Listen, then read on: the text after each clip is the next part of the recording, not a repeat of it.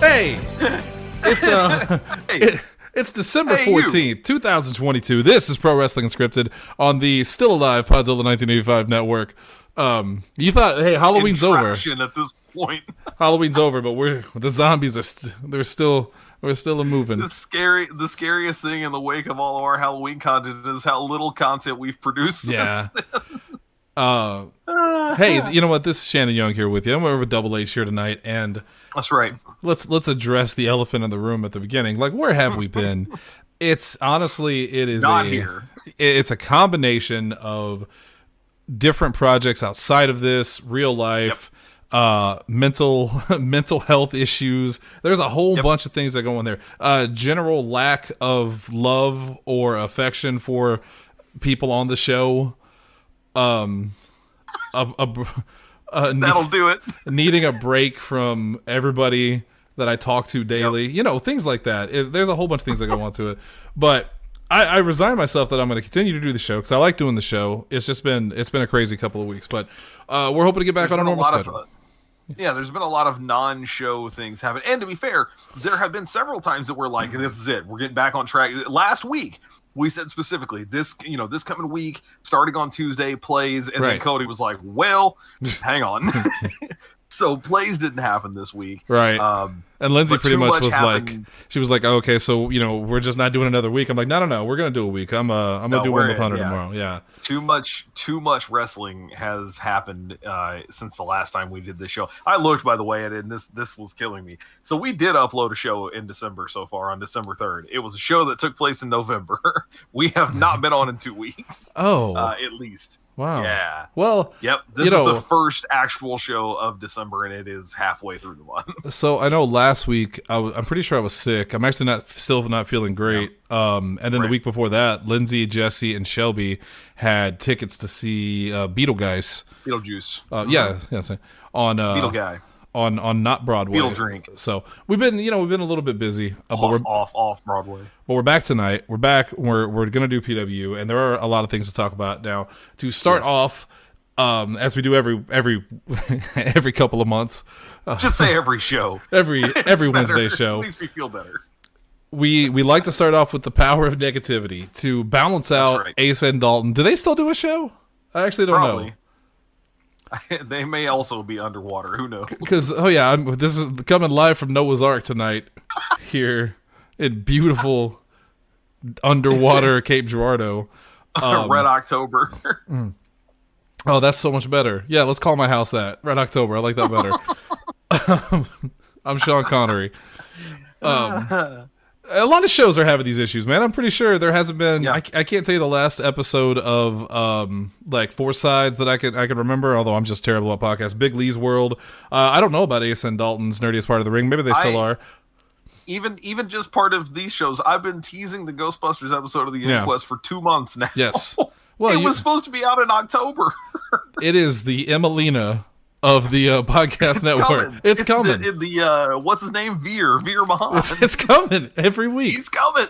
It is. I will say this before we get started on wrestling. It is legitimately recorded. My audio is recorded. All I have to do is edit it and put the backing track to it. It's 49 minutes long, so you're fucking welcome. My biggest regret is that we missed Thanksgiving completely, and we didn't have Tom Turkey back.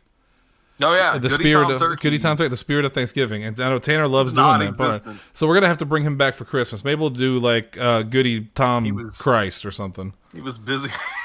Well, hang on. Yeah, I gotta go change the name in the group chat. Also, Tanner was busy making turkeys of his own, so he is a turkey. He couldn't be here. He is a turkey, apparently. I don't know what that means. Oh man.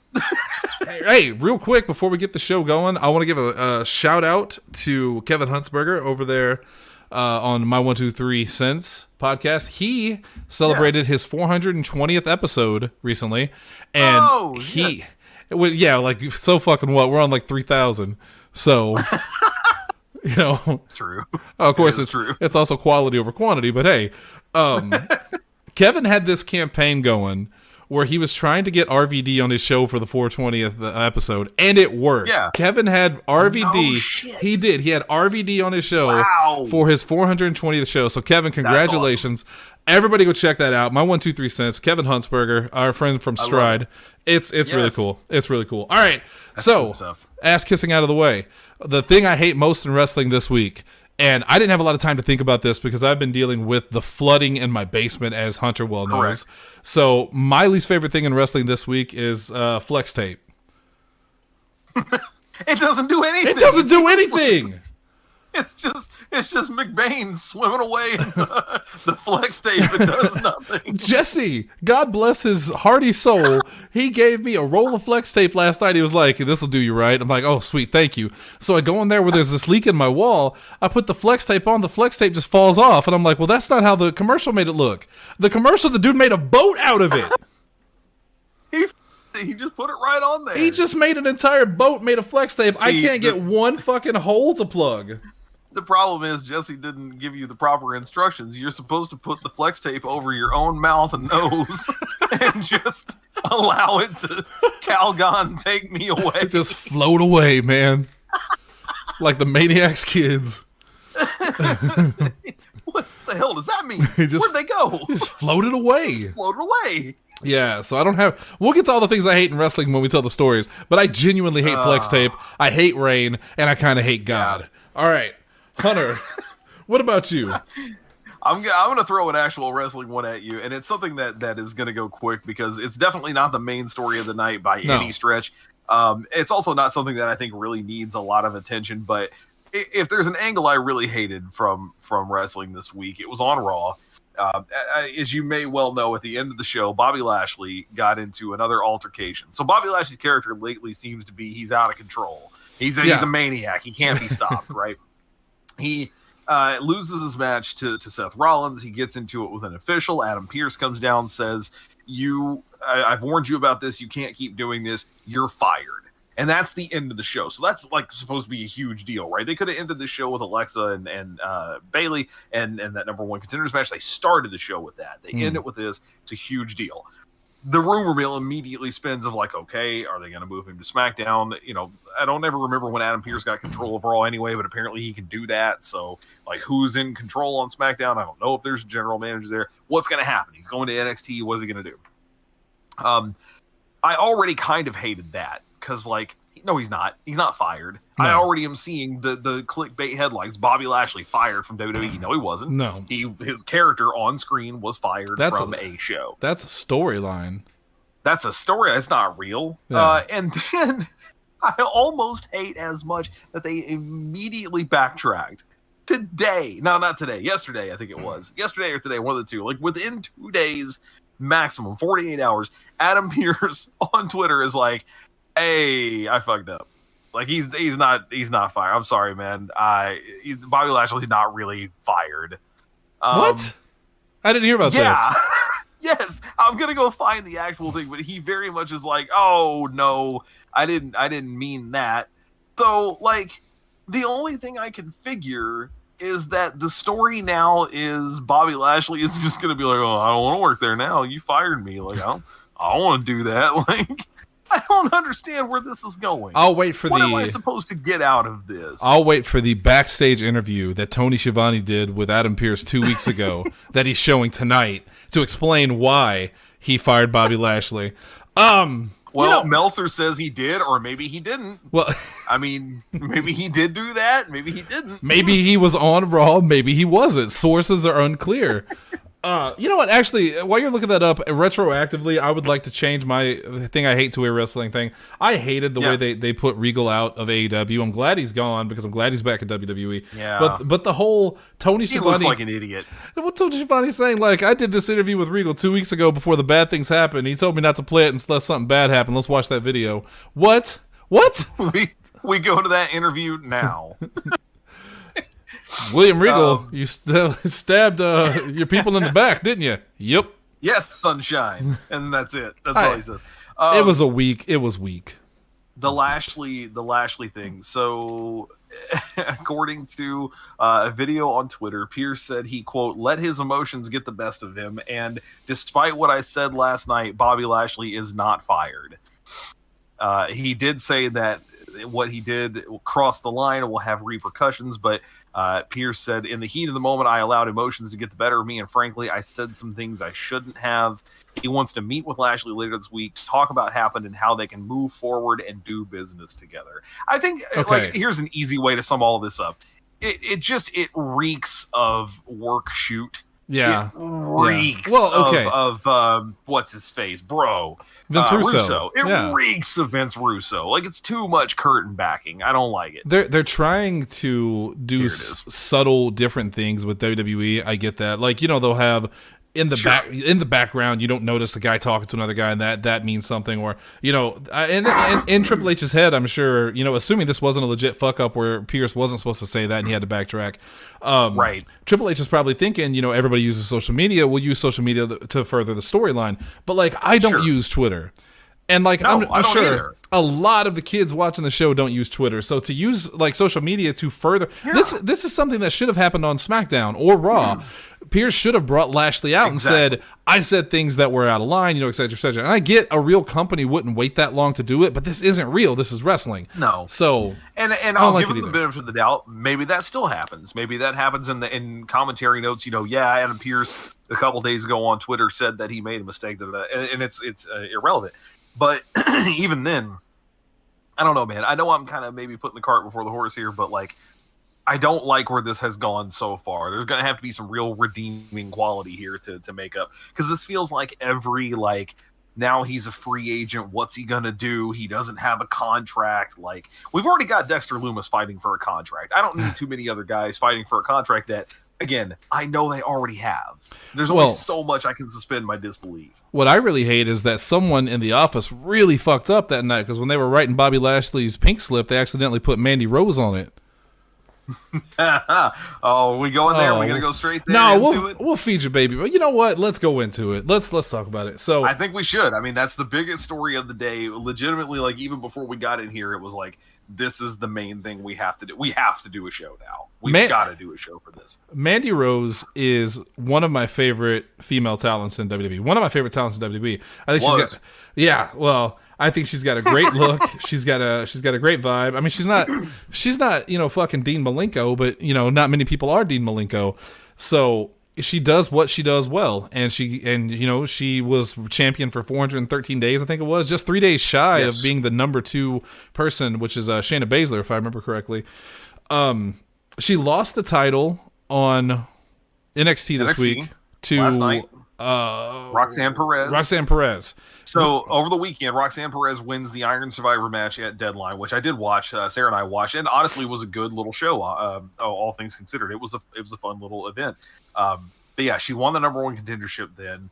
NXT last night, she gets into it with Mandy early on. She says, screw this. I want my title shot tonight. Mandy says, you're on.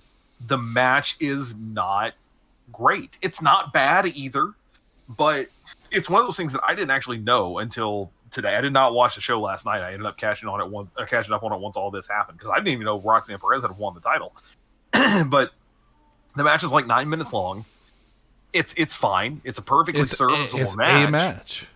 It's a match, and it's very much one of those, she won the title. Like, is this a big twist? We're going to do a thing now with her winning, on Raw or on NXT, and it's like, oh, man, who knew that was going to happen? Where's this going to – is she going to, like, hot shot it back to her in a week, or what's going on? What I saw, the first reactions, was I was on the Reddit last night after it all happened. Yeah.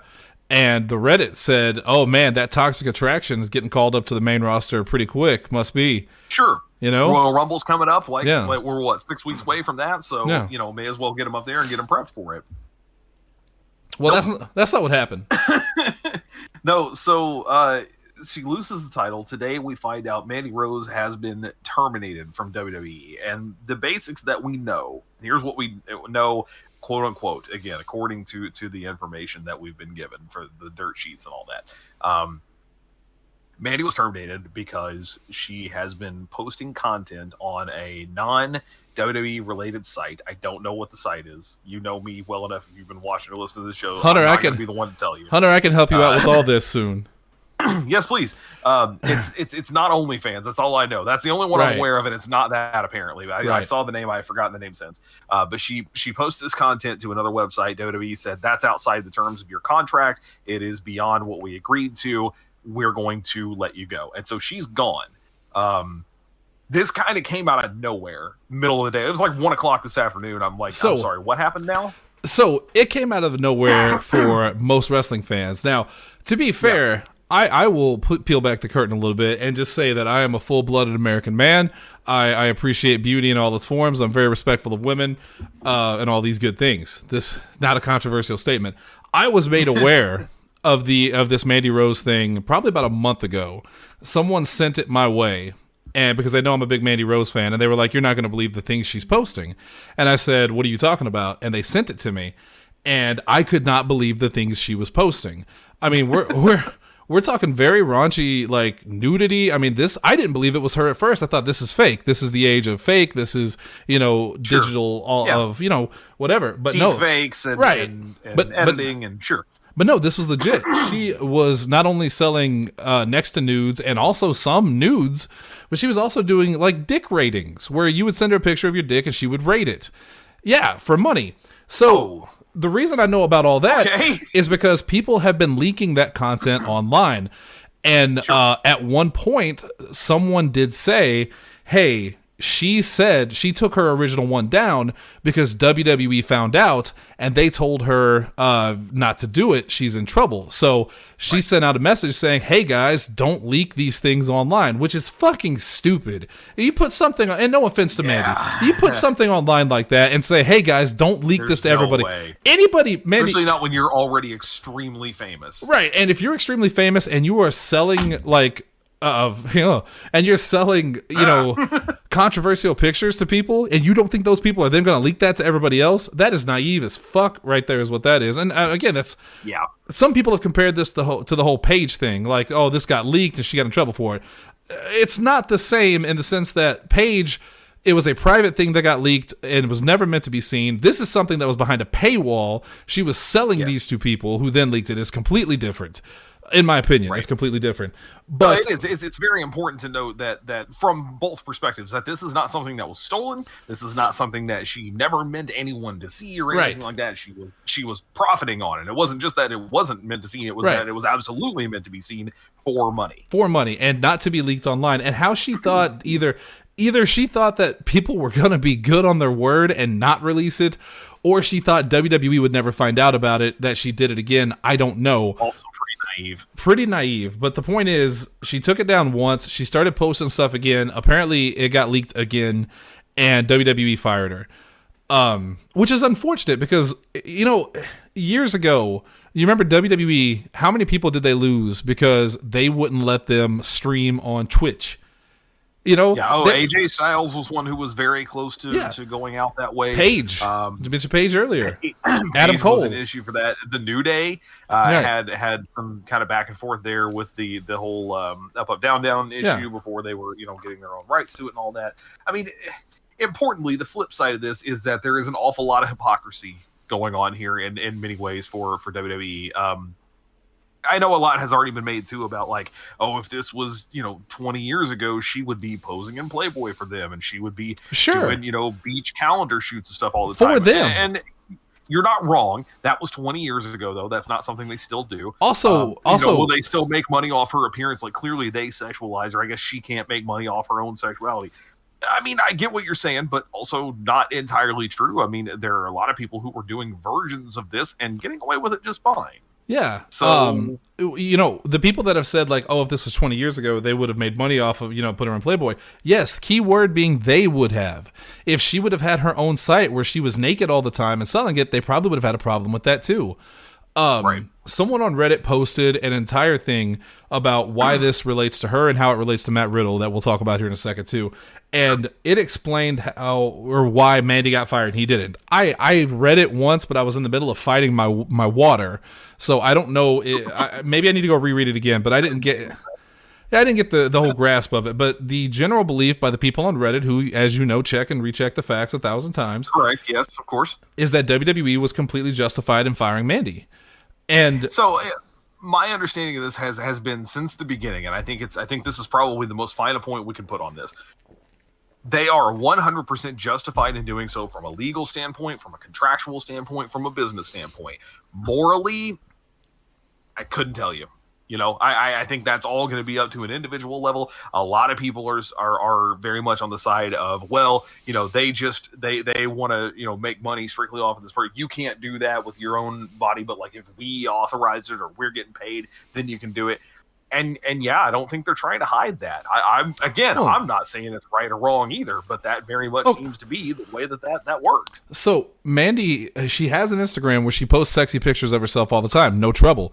Lots of female talent have posted sexy pictures of themselves. No trouble. Some, like Selena Vega I think she still has an OnlyFans where she does like cosplay and stuff like that. No trouble. I think the trouble comes from the fact that Mandy was posting raunchy material, topless, nudity, stuff that the WWE of today would not sanction. And they told her to stop. She didn't stop, and they fired her for it. Like, unless something is different, it seems very clear cut to me. Now, with that said, I don't think they should have fired her either. Like, I'm sad about that. I don't want it to sound like I'm pro WWE in this. I think she's a good talent, and I think it's ridiculous to fire her for making money off of her own body. That is, well, it kind of that whole, and this isn't, I'm not saying this is sex work. I don't know if this constitutes a sex work. I don't know. It's a gray area for me, but the stigma in America behind that is still as prevalent today as it ever has been. And you can do terrible things, you just can't be naked. That's always been an American rule.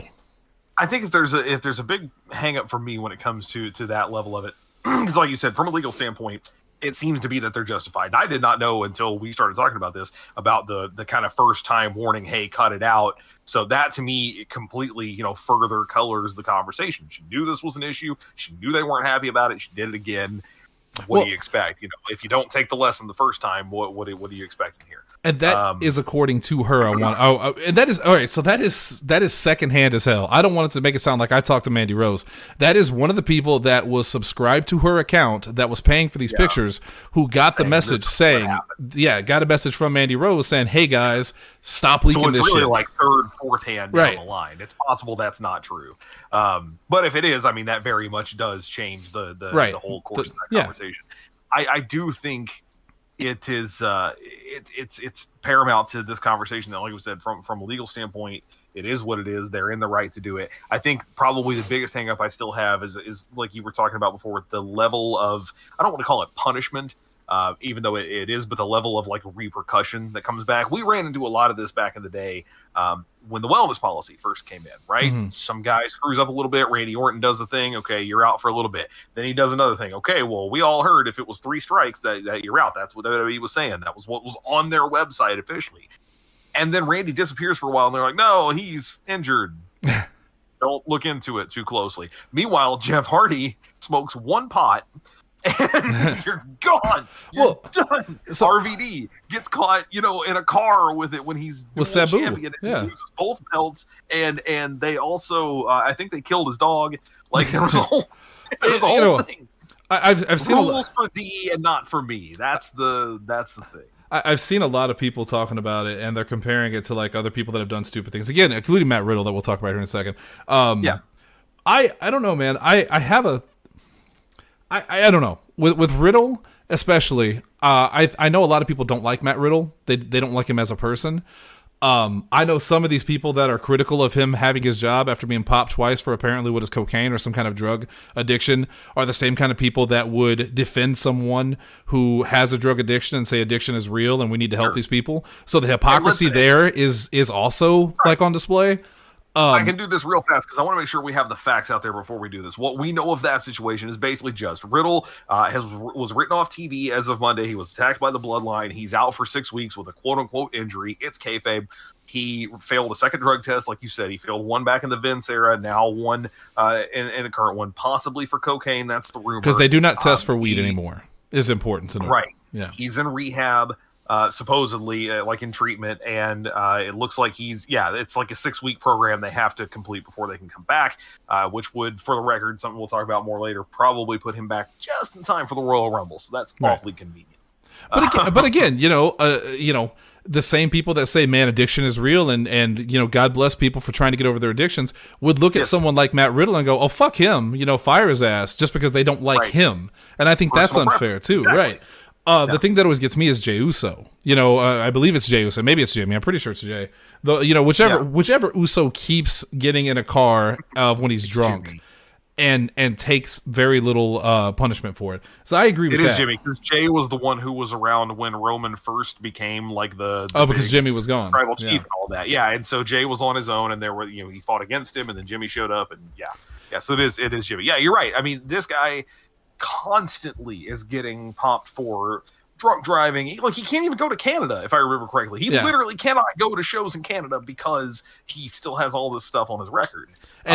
But again, because he's tied to this major act on the main roster, he's one half of the longest reigning unified tag team We the Ones, champions. Like, you kind of get away with a little bit more. You would think that Mandy would get some level of that too, even though it is just NXT, longest reigning, in a while, NXT Women's Champion. Toxic Attraction is a huge deal. That's the one. One night they go, nope.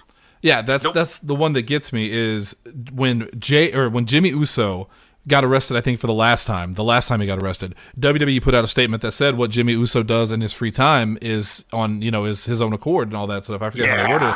But basically saying what Jimmy Uso does is not our responsibility.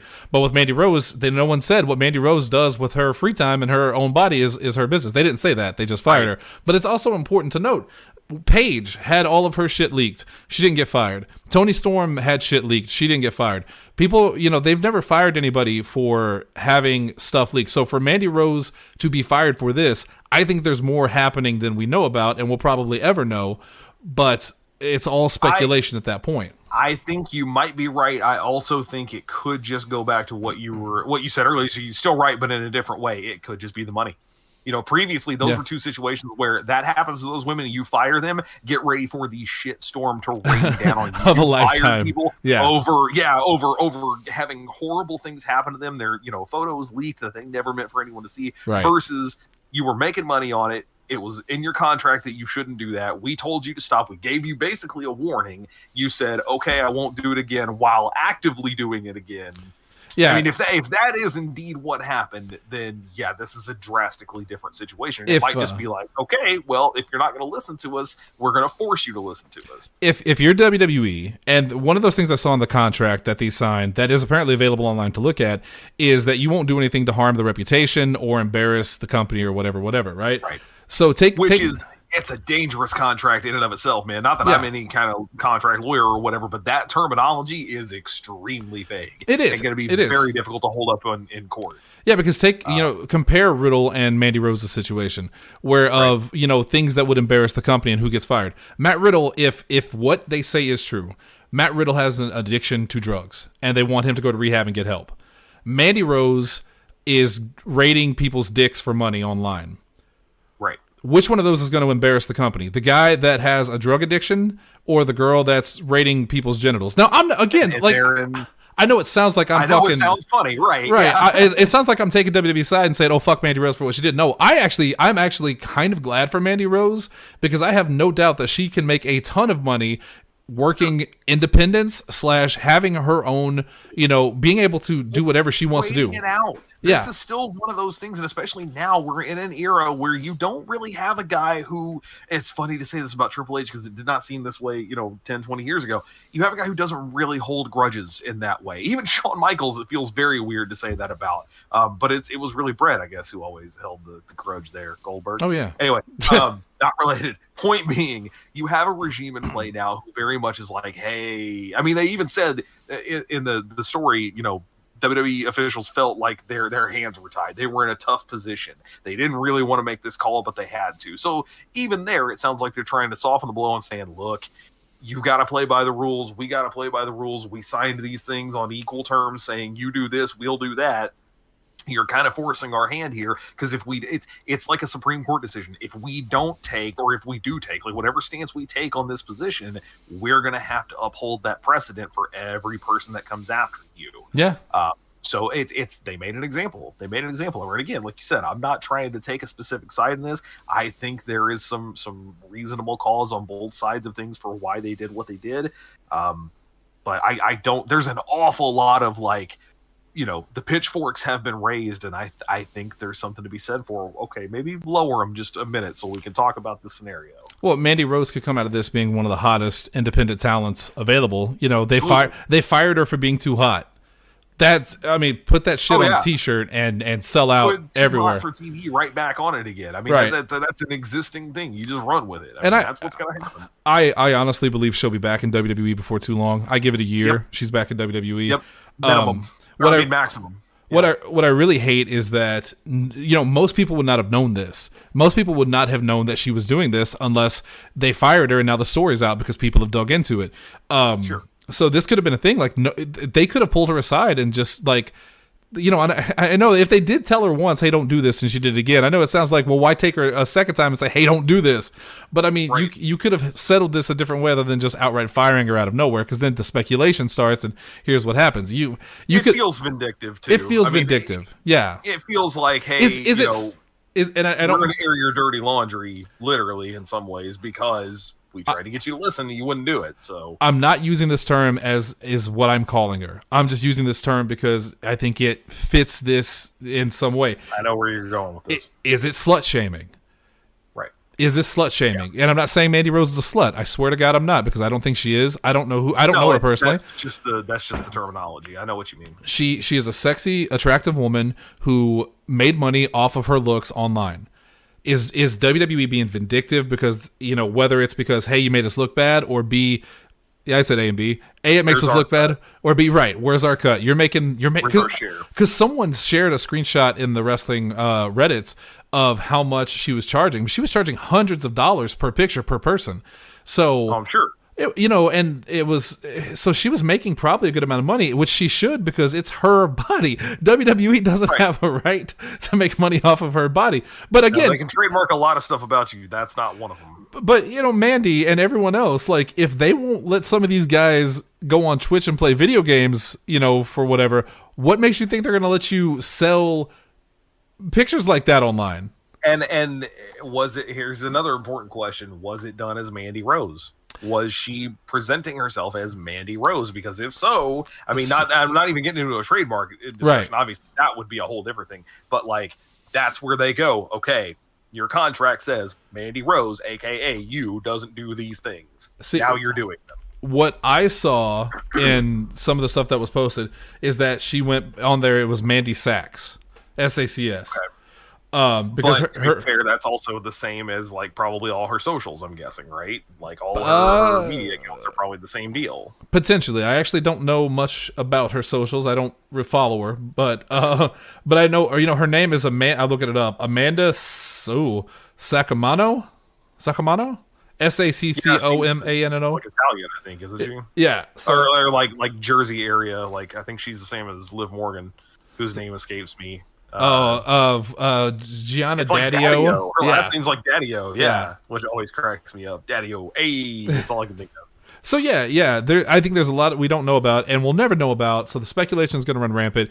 I don't know if WWE did this vindictively or if they did this because their hands were tied. I don't know, but all I know is that you in a perfect world, these guys and these girls could do whatever they want with their free time, with their selves, right, because it is their right.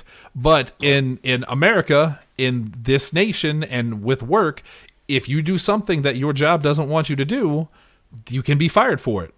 There are a lot of states. I mean, we live in Missouri. You and I both live in Missouri. Missouri is one of those states where your company open door. It's a state. Yeah, it's a state law. They can fire you for whatever reason, and then later on, as long as it doesn't violate constitutional stuff, they can't fire you because of your age or your race or anything. Right. But beyond that, if they have any remotely reasonable reason to go, they weren't living up to expectations. That's it. You're gone. Yeah, you're gone. Now, with that said, we're not going to stay on this forever. We've already talked about it for 20, 25 minutes. With that said, I just do want to say that I really do like Mandy Rose. I hope she's going to do well. I hope she comes back. I think she should be able to do whatever she wants, and more power to her. It is her life, and if I was attractive, I would certainly abuse my looks if I were attractive. The one last thing I want to tack on to that is I have seen a lot of people say, oh man, that really sucks for JC and Gigi for the rest of Toxic Attraction. It doesn't.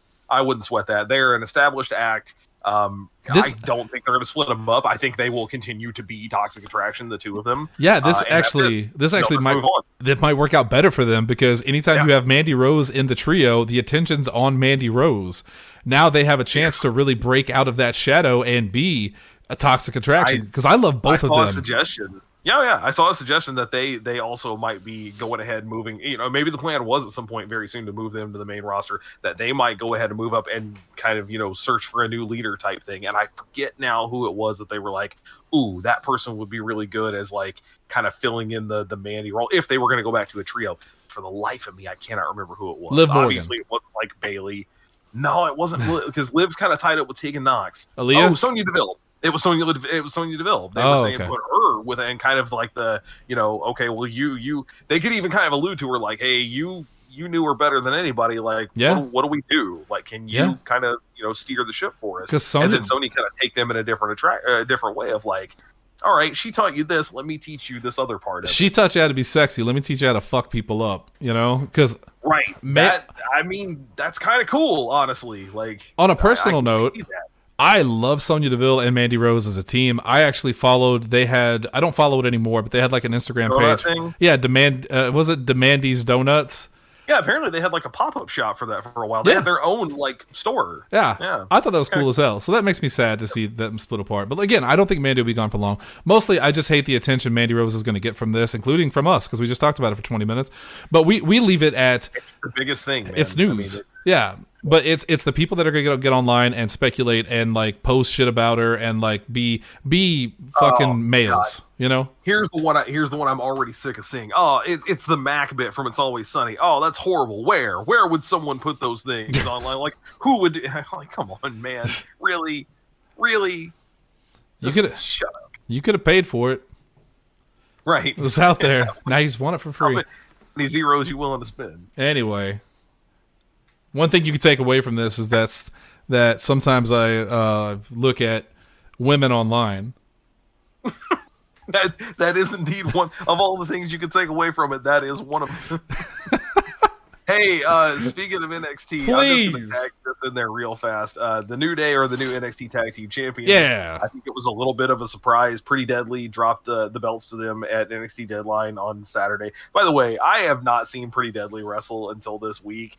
We just happened to be home Saturday night, and I was like, let's throw this on. Let it run while we were playing our Switches. Sarah was playing her little Cozy Witch game. I'm playing Pokemon, and this was happening in the background. And she legit, Kofi and Xavier showed up. She goes, "What are they doing there?" I'm like, they kind of do that now. Occasionally people will go back to NXT and do stuff. Dolph Ziggler was NXT champion for a while. Apollo Crews is there. Yeah. Sure. And then had a great match in the main event. But then they won, and she goes, "I'm sorry, wait, what happened?" I'm like, "Oh, yeah, they just won the tag team titles." So I think that's kind of cool, honestly. It's a good use of those guys. Again, it's not going to hurt Pretty Deadly a bit. They're super over as a team. Well, and again, if you're going to lose to somebody, losing to one of the greatest tag teams of all time. Right, it's not exactly going to make you look like crap. Especially when they probably win them back from them too. It'll further even establish them. So. Well, someone said this is a great opportunity to bring back Tyler Breeze, who was, the Prince Pretty, and have him team up with Pretty Deadly. Speaking of that. The idea of Tyler Breeze coming back, something you didn't put, I don't think you had in your list, but I saw this earlier and I just wanted to ask you about it. So there's speculation, there's word out that Triple H and WWE in general, I saw this. Disappointed in some of the people they've rehired back. If you had to pick one person that they've hired back that has done next to nothing, who would you say it is? I cannot, because it's 3 and it's Hit Row on SmackDown. They are near useless. Touche. The shame of it, man, is that with Swerve, when they had Swerve as the leader, good stuff, right? I mean, they were henchmen and they were a heel act on NXT, and Swerve was the leader. Swerve's off the table. Swerve's in AEW. So he's swerving in your glory.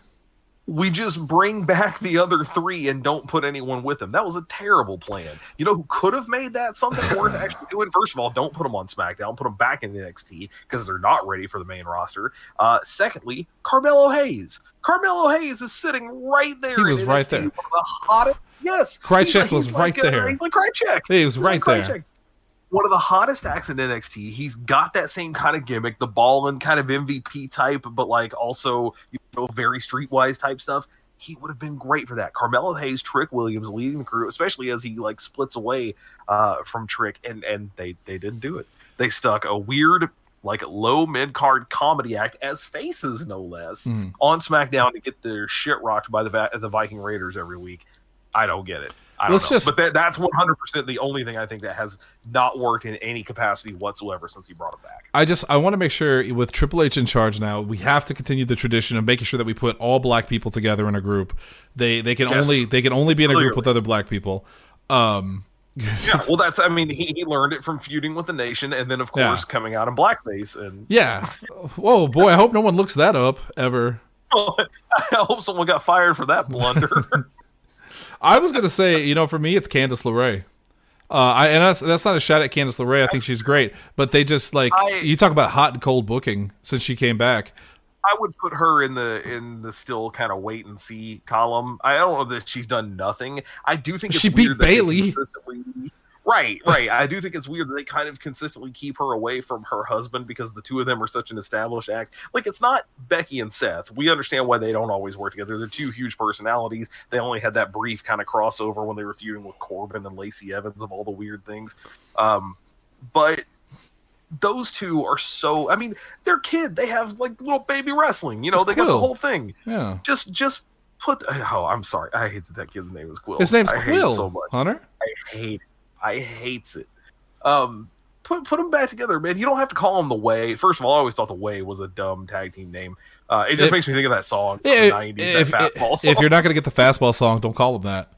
Right. But yeah, I mean, I could take a face version of that stable with Loomis as the heavy and Johnny and Candice as just kind of an intergender tag team, and it's fine. Put Austin Theory back in there. What's he? And bring, no, he's too big for it. He's too busy getting Mia Yim's Twitter deleted. But oh my god, how about that? I forgot all about that. Oh, that's the thing I hate in wrestling. That's the thing I hate in wrestling. I need to clarify. Yeah, that's a good one. I need to clarify real quick.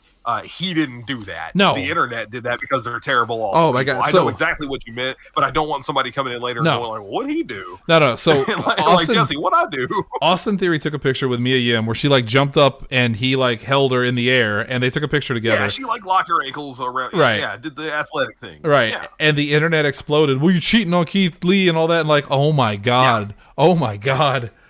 These are the same people I'm worried about with Mandy Rose. These are the same fucking, mouth breathers that I'm worried about.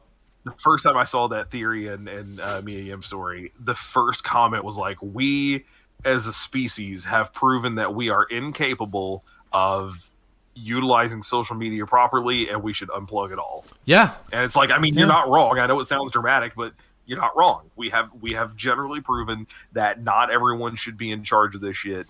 Nope. And I am thankful. It's just the dude from the Baby of the Year sketch. Just shut it down. This was dumb. It's dumb. Shut it down. I am personally thankful for Elon Musk for potentially ruining social media forever, and he'll destroy it. It will, and not easy there, Sam Jackson and from Django, and not by not on purpose either. He's doing it on accident, but he's gonna destroy social media, and then I'll be happy. But yeah, we don't have time for the Chappelle bit. That's Mia, not the right show, but still. Oh, don't worry, baby bird. We got After Dark tomorrow. We could tomorrow night. We talk about all kinds of things. All the things. So moving on, William Regal done with AEW, back in WWE at the beginning of the year as vice president, whatever that entails. Yeah, my understanding is he will not be on camera. I think he can't be on camera for a year. Like, that's part of the arrangement, leaving WWE or leaving AEW. Like, it's a no-compete kind of thing. I know that sounds silly to people, and we could split hairs about it all night. I'm just glad that the guy is getting to move around the way that he wants to in his late career. You don't hear a lot again of the kind of feel-good stories, but basically, William Regal went to AEW. He reportedly said very early on, this is not a good fit for me. This is not going to work the way I thought it was going to. There was a lot of controversy actually about, and again, this is all rumored, but that he was trying to help out along the young talent backstage, and they were not taking advantage of it. They were not hearing it. They did not want to. It's kind of the CM Punk argument. Punk was one of the guys who was saying definitively, like, these guys do not want to learn from anybody who's been in the business. They know what they're doing. They have decided that this is the best way to do it. So again, reportedly that rubbed Regal the wrong way. He'd been harboring that for a while. Then Triple H gets in charge of WWE. Then, he's wanting to bring back War Games and do all the kind of Regal-esque stuff. And Regal just really wanted out. And Tony Khan said, I get it. It makes sense. One less guy I got to pay. He can, pick up another cast off from WWE tomorrow. I'm trying to find the quote from Tony Khan when he was talking about Regal, because his quote is so baffling. It's so baffling, the things that he said and the way he said it. Like, it's you can tell the guy is trying to be respectful but also being unable to not be petty. Well, again, he's probably one of those guys who, not that he should have been going to Regal for wrestling advice, but William Regal, okay, imagine, I don't want to turn this nice story about William Regal into a hit piece on anybody, but imagine for a second that you get a guy like William Regal on your roster. CCW, imagine that you get William Regal as a permanent member of your staff / roster. You want Regal doing literally anything he offers to do. Right. You hire him just as a staff member, but then you go, what do you want to do, man? You want to help teach people to wrestle? Like, you want to help coach? Great, go do it. You want to run a promo class? Go do it. You want to help with the booking? You want to help with the front office? Come on, let's do it. Right. What do you want to write storylines? Do it. William Regal is the hand to end all hands when it comes to professional wrestling right now in a lot of ways. I'm not going to say he is the only guy out there, but he is among the upper echelon of people who, if you can pick them up, they can do practically anything. And again, they're willing to do it. They want to do this stuff. And then he goes to a company like AEW that goes, we're the rebels, we're the outcasts, we're the plucky underdogs coming up against WWE. Now we've got, what they should have said was, now we've got one of the best hands in the business who will do anything we want. And he did. And they went, well, I mean, we know what we're doing. We don't really, thanks a lot, old timer. I mean, again, reportedly, this is the way that it was. Their locker room was not very receptive to his advice. How the fuck are you going to look William Regal? I don't know if they looked him in the eye, but how are you going to metaphorically look him in the eye and go, I'm good. I got it. Thanks, though. If that's what happened. Because literally everything is speculation all the time, and everything's terrible, and I hate it. Sure. But again, it's a warranted question, I think, that William Regal goes to AEW for 1 year. Right. 1 year. And in that time frame, I mean, yes, there is a big change from where he came from, of Vince McMahon leaving and Triple H getting in control. And of course, he worked with Triple H for so long; he has all that reverence for him. Meanwhile, Vince's storyline for William Regal was that Jericho pissed in his tea. So there was that. Well, okay. Hey, to be fair, WWE did do a lot for Regal, even under Vince's. He was king of the ring. He was the commissioner. I joke, but Regal. Do you remember the episode? Okay, quickly. Do you remember the episode of Raw when William Regal was? I think he was both king of the ring and he was like the commissioner or GM or whatever at the time, and he just turned the lights off. Yeah, it's one of my favorite weird things that ever happened in wrestling. I'm not going to say it was great, but it was just bizarre. Regal was pissed off about the way the show was going. He comes out at the end of the show and he goes, "Just shut it down." And they turn the lights off and Raw ends with the crowd in darkness. I mean, it's definitely one of those things you go, I don't know if I like it or not, but it's definitely never been done. I've definitely never seen it. Watching William Regal win the King of the Ring and, walk up there and sit in the throne, like, to see where he is versus where he was. So in WCW, he was a respected wrestler. He was Lord Steven Regal, along with, was it Lord Bobby Eaton at one point? Something like that, I believe.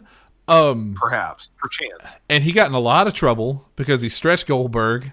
He was supposed to have a job match with Goldberg, and he stretched it out to like 20 minutes, really exposed Goldberg as not being ready for what he was doing. I'm sorry, we must correct the title. It was Lord Steven Regal and Earl Robert Eaton. And while we're at it, don't forget, I can't believe you could possibly forget about Squire David Taylor. Squire Dave Taylor, yeah.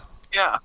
They were the Blue Bloods. I love that. Which must be like why he likes Triple H so much. Yes. Imagine that same crew, but then along with, Hunter Hearst Helmsley Esquire or some shit. Like, that's phenomenal. Dude, watching WCW when I was growing up, like, that was one of my favorite acts was Regal and his Squire Dave Taylor and Earl Robert Eaton. I didn't even know who Bobby Eaton. I didn't know who Bobby Eaton was. That was my introduction to him.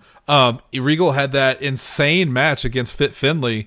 at I forget which pay-per-view it was, but England versus Ireland. It was crazy, and no one knew how tough and how good Regal was because they presented him as this pompous ass on WCW.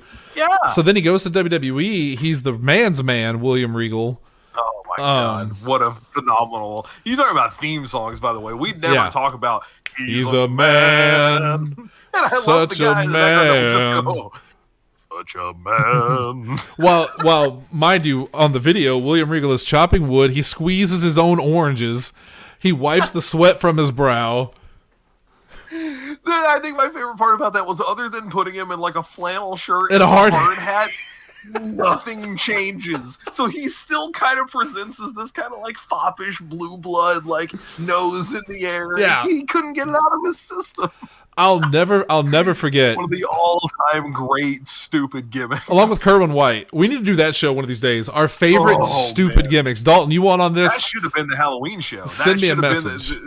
Basically Halloween costumes for wrestlers. Like, who were they that did not work? It also led to one of the worst moments I could ever remember watching wrestling. Something that you're like, well, that wouldn't hold up today. It doesn't. Is when Regal was fighting the Godfather. And the Godfather offered him, like, we ain't got to wrestle, because his gimmick was he would offer his hose if they threw the match. So of course. Which by itself is terrible. He offered the services of women to William Regal to throw the match, and Regal accepts. And I'll never forget, I'm not going to say what he said, but Godfather looks at Regal and says, I'm surprised you took it, because I thought all of you English were homophobic slur. Yes. Yep. Wow. Yep. I remember this. Yeah. Burned into my memory. Anyway, hey, good on you, William Regal. Welcome back to WWE where you belong. What we got anything else before we talk about Vince? We have that's it. That was going to be the stinger, and I think we've gone long enough without mentioning it anyway. This was going to be the little tag at the end. So I'm going to read verbatim for a second here, because I think you need to hear this the way that it was presented to me initially. Yeah. A report today suggested Vince McMahon plans on trying to return to WWE. A secondary report says several within the company are hopeful it doesn't happen. Gee, I can't imagine who. One of them probably just got fired today, which is not great. So basically, Fightful, which is, as I recall, Sean Ross Sapp is the last group that was corroborating this, said that basically there's about a dozen people in the company, from staff to talent to other employees, and no shit, who have basically thrown out a unanimous reaction that they don't want him back. That the news that he could come back is, and I love this phrase, quote, exhausting. Yeah. They have whoever it was supposedly has a positive relationship with him, but didn't want him back. The whole reason, for the record, any of this has come up is because Vice has started airing that documentary about Vince, as you may recall. As I recall, it was just yesterday. I think they aired the first episode of it, the 9 lives of Vince McMahon or whatever it was. Yeah. This is probably one of my favorite quotes, actually, the full blown, more than just a word to come from it. Whoever this was, on condition of anonymity, said, quote, "It would be a really selfish move for Vince to come back under any circumstances. But of course, the reason he left and how business has been done since then would be really selfish. But, selfish activities are what led to him leaving in the first place." Yeah. And that's about the nicest way you could put it. And mind you, remember, Vince McMahon was accused. I didn't even know this, was accused of rape by an employee, which is still apparently going on, and was also found that he had several inappropriate relationships, which he paid money out in NDAs. He was allowed to leave the company on his own terms. Mandy Rose was fired for showing her nipples. Fired immediately. No question about it. Instantly. There, you want to get pissed about something? Get pissed about that. Yeah. There you go. That's a actually much, I think, a better comparison than any of the Riddle drug stuff versus this. Because as Asa pointed out, and I know it wasn't really the point for what we were talking about, but doing cocaine is illegal. Yes, doing what Mandy Rose did is not technically illegal. But as I pointed out, I just want to state that if William Regal was doing cocaine on who? What did I say? William Regal. Oh shit, my bad. Matt Riddle. If William Regal was doing cocaine, we have a whole news story to talk about, and the show's going to be much longer. If Matt Riddle was doing drugs and hard drugs and selling it, he would probably been fired too. And what I meant by that was, it's not so much the act that gets you fired; it's just the embarrassment. Matt Riddle does drugs. He's a drug addict. Let's get him help. Matt Riddle sells drugs, or Matt Riddle makes money off his drug use. That's a whole different thing. It's not the same thing. Yeah, it's the morality thing, which is a bullshit thing anyway. I hate the fucking morality thing. You know who does not have the morality clause? The president. The president of the United States, in their contract, there is no morality clause. I mean, you didn't have to tell me that. I knew that back with Clinton. Right. But think about it. I mean, that's the thing. Actually, that's crazy, though. A while ago that talked about that, like the highest fucking job in the land, supposedly, and no morality clause. But you work for a professional wrestling organization. You better not do something that we don't. Or a convenience store, dispensary. There's all kinds of things that you could do something that could hurt the image, and you'll be fired immediately. But not the president of the United States. At the education library where I work, it's the same thing. Right? And it all depends on where you are. Like, yeah, I'll talk about that off the show. I don't. That's want to say rough. About that. That's rough. I'm going to say it later. But anyway, the point is, if I wasn't so lazy, this is the part where we would talk about Vince McMahon coming back, and I would play the Michael Scott part where he goes, "No, God, no." But no, please, God, no. But I'm too lazy. I'm not going to do that. You'll be lucky if you even get an intro song because it's on a hard drive that's upstairs. And when I do the show, I'm like, I don't feel like going up there. Just rip the Office theme song, just because of this one bit. Just make that the intro to the show. But my point is like I desperately do not want to see Vince McMahon come back to WWE. There is no upside to it. There is not a single what really upside. Makes me sad is I was about to say, let's get real. He's probably not coming back. But 6 months ago, I was going, let's get real. Vince and going. I mean, literally, we were talking 2 days before the show. We were like, the only way Vince ever leaves is if he dies. Yeah. And then he's gone a week later, not because he was dead. So, I mean, who knows at this point? I would like to think, and this is one of the things that the reports pointed out, that like the upswing in morale, like the crazy upswing in morale, the buzz, the upswing in financials and all that, the buzz, all of that is very good under Triple H. That at the very least, his business mindset would tell him, maybe I shouldn't do that. Like, he might start trying to run things behind the scenes again, but at the very least, he wouldn't go, I should go back and take over because clearly things are bad. I did see a couple of people suggest, well, Triple H is good for like the wrestling business, but he's going to start losing the kid audience soon because he doesn't really book for children. He books for fans of pro wrestling. And I'm like, oh, what a shame. He books the professional wrestling company around professional wrestling. The hell you say? And I don't see they're going to lose like kid fans that way. I think they were too juvenile for a long time. How in touch is Vince McMahon with the kids of today? I guarantee you, Vince McMahon, who came up with a pay-per-view named Great Balls of Fire.